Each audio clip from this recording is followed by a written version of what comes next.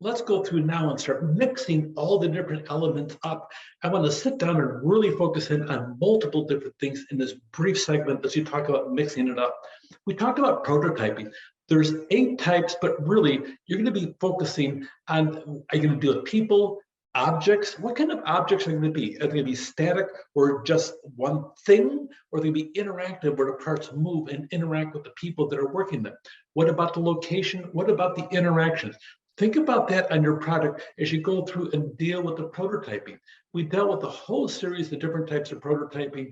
I recommend you hang on to the PowerPoint that deals with prototyping. They're out there, and you really need to sit down there and practice your prototyping. Even if you buy a franchise and the franchise already has its own business model. Let's say, for instance, you're leasing buildings and you have a certain thing, or let's say you have a storage place, you get a franchise for that. You need to sit down there and practice going through, having somebody saying, oh, I want to rent one. Well, let me come and show you this, and then practice before your first customer shows up.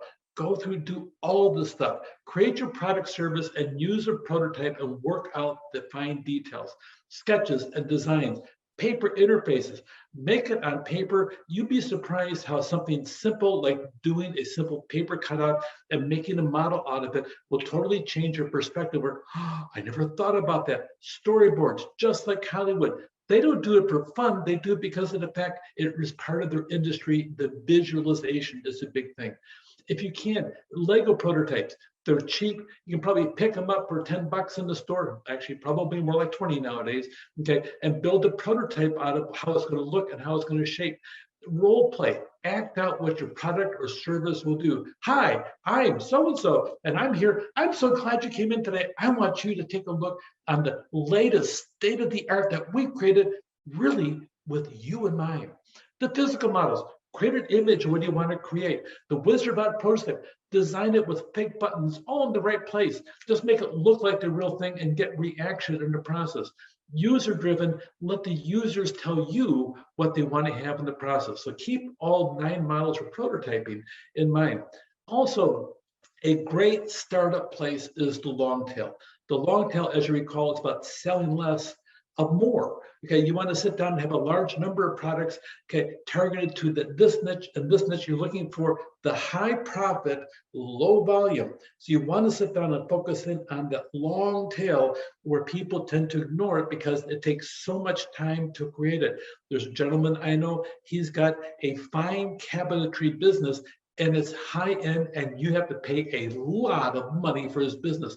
They're exquisite, they're elegant, they're custom. So he creates it to fit your space in your home or your office, and he charges a fortune. And by the way, he makes a fortune because he's using the artistry of the long tail to run his business. Low inventory costs with a strong selling platform really help him a lot. It's based upon the Pareto curve. We're talking about the 80-20 rule. You want to sit down and get rid of the 80% and focus in on that top notch, that 20% of the consumers in that specific market out there and see how well that goes. And you also want to focus on these different aspects about customization. It is an integral part of all long tail. Also, another thing to toss in the mixing bowl, your product or your service, where exactly is it on the product lifestyle? You pay attention to that. If you're over there and diving into a market that's already in decline, then you really need to pay attention to what you're doing because you may go belly up next week. It's not a smart place. Do you want to be in that growth cycle? A lot of people enter that. You'll see by the curve, look as to where the profitability mark, the red line is, it peaks most in the growth cycle. In the maturity cycle, the reason that the gap is so big between the profit and the sales is the fact that a lot of people are entering that market right there. If you can pull it off, the introduction market's really good, or jumping on it just as the growth rate, and you're right there, you want to be in that area that's actually going through breaking existing stereotypes as much as you possibly can to sit down and take advantage of that high profitability cycle as you go through. Know where your service is, know where your product is on the product life cycle. This is not an academic exercise. This is an exercise in business and how you can be successful. Also, a tool that you'll use even if you're not an entrepreneur is going to be the SWOT. strengths, weaknesses, opportunities, threat. What do you have to bring to the marketplace that nobody else has?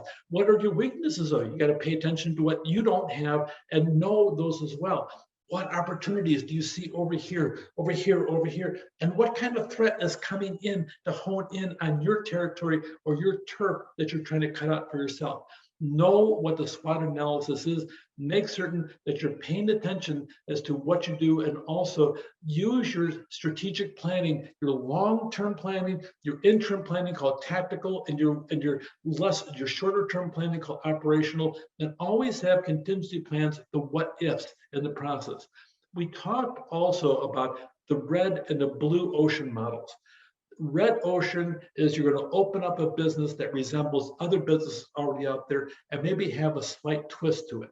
The blue ocean model, really, it sounds exactly like the 0 to 1 model. But that being said, the blue ocean strategy, okay, is out there. But the idea is you're going to go into a market that is not addressed with no competitors, a no competition market. The risk is high. If you miss it wrong, you're dead in the water because of, no pun intended, maybe actually is pretty good in the blue ocean. But that being said, what about Amazon? You start looking at the companies that are out there, Apple, Amazon, Tata Motors, Stitch Fix, make custom clothes online with designers right there. We have designers standing online.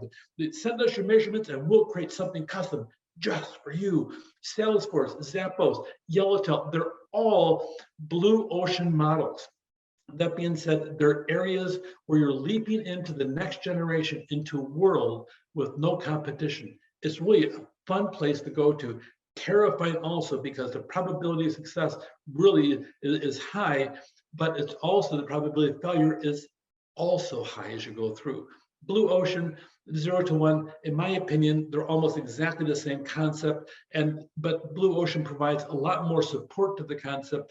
Also, you just type it in online, you'll see all their marketing pieces they have over there. And you too can go to a blue ocean strategy school for mere $329.